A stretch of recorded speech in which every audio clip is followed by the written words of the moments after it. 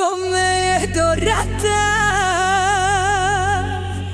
neka djecu svoju šalje, nek ne dira tuđu mladost, nek ne pali tuđe kraje.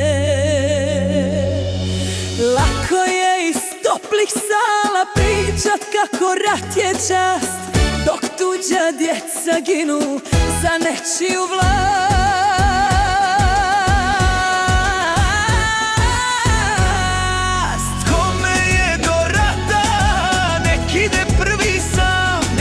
Šalje tuđu djecu da ginu za njegov plan.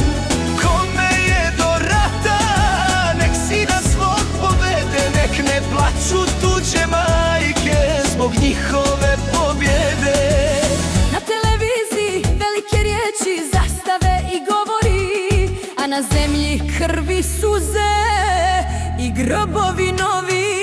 Jedni pišu naredbe, drugi kopaju rov, jedni broje milione, drugi izgube dom.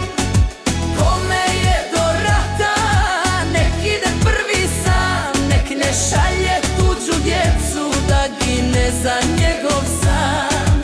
Kome je do rata, nek pušku nosi on, a nek puste običan narod da živi svoj životni ton. Narod hoće samo mir, kruh, posao i san, da mu djeca rastu sretna, ne da broje svaki dan. Kome je do rata, nek dobro zapamti to,